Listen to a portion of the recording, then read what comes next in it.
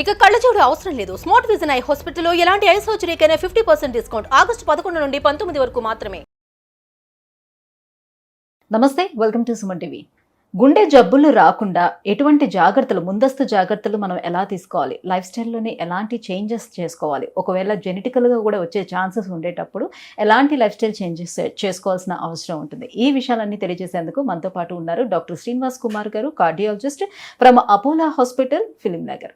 Hello sir. Hello sir, first of all heart diseases వచ్చేదానికన్నా ముందుగా preventive care అసలు ఏం చెయ్యాలి అంటారు? ఎటువంటి జాగ్రత్తలు తీసుకోవాలి ఎవరైనా సరే? ఇది చాలా మంచి ప్రశ్న. మీరు అందరూ వింటుంటారు హార్ట్ జబ్బులు ఇండియాలో చాలా పెరుగుతున్నాయని. అన్ఫార్చునేట్లీ అది వాస్తవమే. కానీ మనం ఏ విధంగా దాన్ని కంట్రోల్ చేసుకోవచ్చు అని మనం చూసినట్టయితే చాలామంది చాలా సింపుల్గా పాటించే నియమాలు కొన్ని చెప్తాను. ప్రేక్షకులందరూ గుర్తుపెట్టుకునేటట్టు దీన్ని పంచసూత్రాలుగా నేను వివరిస్తాను. జనరల్గా ఏమిటంటే, మనము దైనందిక జీవితంలో ఏవైతే చేస్తున్నామో వాటిని కొంచెం మాడిఫై చేసుకొని, అందరం కూడా మనం చేయగలిగినవి ఇవి. కానీ చాలామంది మనం బిజీ ఉన్నామను, టైం లేదను, లేదంటే వేరే విధాల పరిపాలన తెచ్చుకొని మన ఆరోగ్యాన్ని మనమే చెడగొట్టుకుంటున్నాం. ఇలా కాకుండా మనం ఏ విధంగా చేయాలని చూసినట్టయితే ఈ 5 ప్రిన్సిపల్స్లో జనరల్గా ఫస్ట్ది అన్నిటికంటే ఈజీది, ఎంజాయ్ చేయగలిగింది, హాయిగా నిద్రించండి. అంటే రోజుకి 6 to 8 hours మినిమం హ్యాపీగా నిద్రిస్తే మన శరీరంలో వేర్ అండ్ టైర్ అంతా తగ్గి, గుండె లోపల కూడా ఏదైతే స్ట్రెస్ అండ్ స్ట్రెయిన్ ఉంటుందో అంతా రిపేర్ అయిపోయి హార్ట్ కోలుకుంటుంది, శరీరంలో అన్ని భాగాలు కూడా కోలుకుంటాయి. కానీ చాలామంది ఏంటంటే స్ట్రెస్ పెట్టుకొని పోలేకపోతున్నారు. సరిగా పడుకుంటే కూడా డిస్టర్బెన్స్తోని, మధ్య ఒబిసిటీతోని, స్లీప్ యాప్ని అట్లా కూడా ప్రాబ్లమ్స్ వస్తున్నాయి.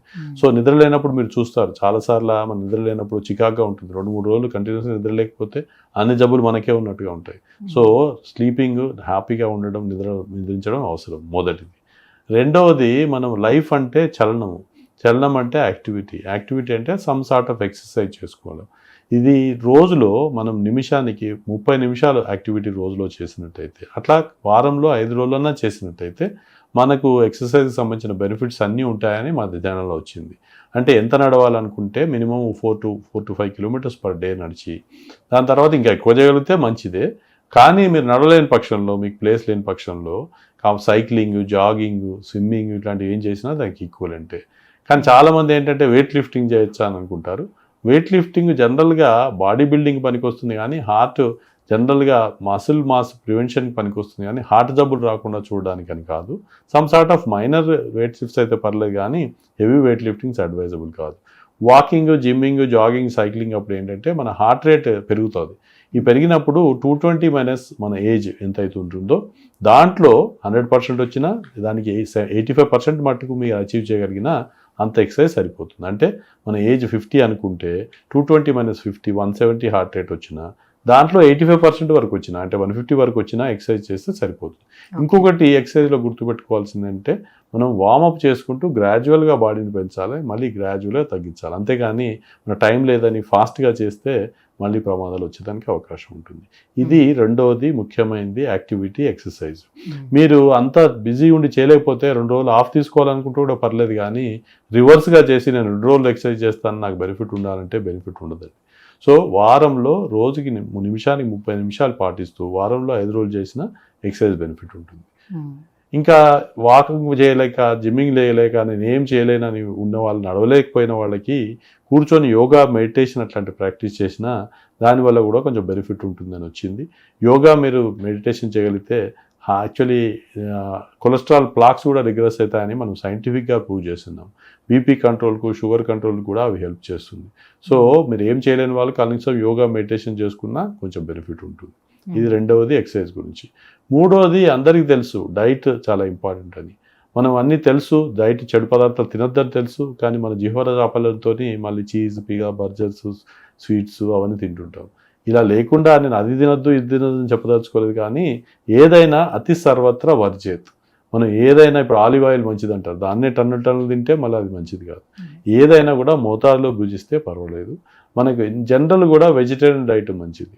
మనం నాన్ వెజిటేరియన్ తినాలంటే ఫిష్ పర్వాలేదు, మటన్ అవాయిడ్ చేస్తే మంచిది, చికెన్ మీద ఫ్యాట్ తీసేసి తినొచ్చు. But by and large overall world అంతా వెజిటేరియనిజం మూవ్ అవుతుంది కనుక vegetarian diet is preferable.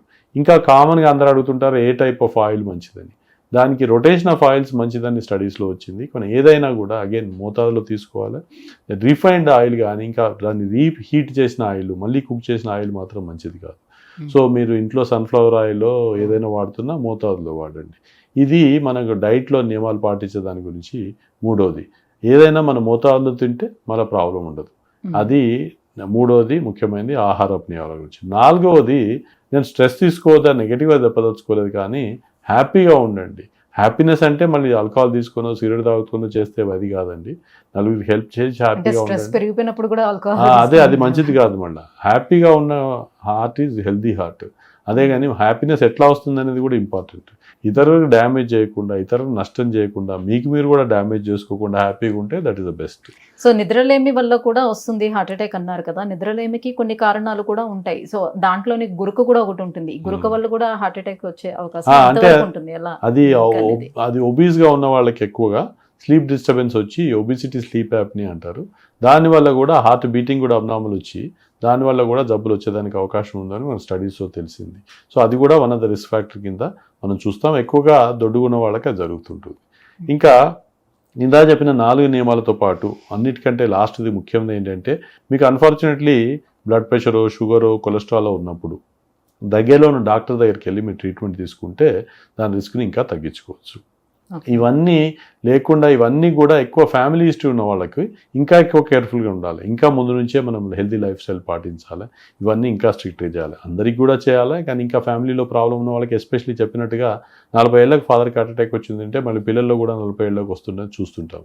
So కనుక ఇలా ఉన్నవాళ్ళు ఇంకా ఎక్కువ కేర్ఫుల్గా ఉండాలి.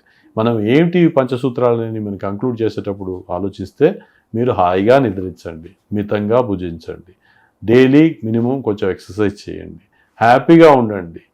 అన్ఫార్చునేట్లీ మీకు డయాబెటీస్, బీపీ, కొలెస్ట్రాల్ ఏమైనా ఉంటే డాక్టర్ అడ్వైస్ ప్రకారంగా ట్రీట్మెంట్ తీసుకోండి. ఈ అన్ని నియమాలు పాటిస్తే, చాలామంది క్రిటిక్స్ ఉంటారు, ఏం లాభం ఉంటుందని అంటారు.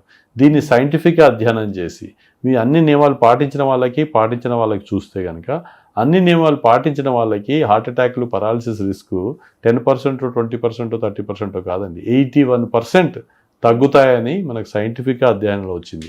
కానీ చాలామంది ఏంటంటే నాకు టైం లేదు, నేను చేయలేను అంటారు. అది మీ హెల్త్ కోసం మనం రోజులో కనీసం ½ అన్ అవర్ కేటాయించుకొని ఎక్సర్సైజ్ చేసి హ్యాపీగా ఉంటూ డైట్లో నియమాలు పాటిస్తే మీకు మీరు హార్ట్ అటాక్ రాకుండా నేచర్ అనండి, సైన్స్ అనండి, గాడ్ అనండి 81% వరకు తగ్గించుకోవచ్చు. చాలామంది వేదాంత ధోరణిలో ఉండి గాడే చూసుకుంటాడు, నాకు వచ్చేది ఉంటే వస్తుంది అంటారండి.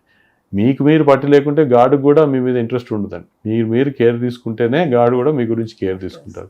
ఈ పాపులేషన్లో చూసి అందరి నియమాలు పాటించిన వాళ్ళు ఎంతమంది అని చూసినట్టయితే కేవలం 1% మందే ఇచ్చేది. ఈ మధ్య అవేర్నెస్ పెరిగి డెఫినెట్గా ఇంప్రూవ్ అవుతుంది.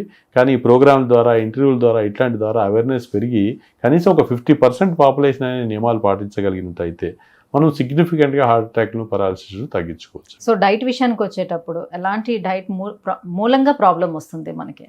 అదే చెప్పాను కదా ఇందాక, డైట్లో స్వీట్స్ వల్ల కానీ, కార్బోహైడ్రేట్స్ వల్ల కానీ, ఫ్యాట్స్ ఎక్కువగా తీసుకోవడం వల్ల కానీ ప్రాబ్లము. ఏదైనా కూడా మోతాదులు తీసుకోవాలి. వెజిటేరియన్ డైట్ మంచిది, రొటేషన్ ఆఫ్ ఆయిల్స్ మంచిది. దాని నియమాలు పాటిస్తే మీరు అందరూ హెల్తీగా ఉండొచ్చు. Thank you so much sir.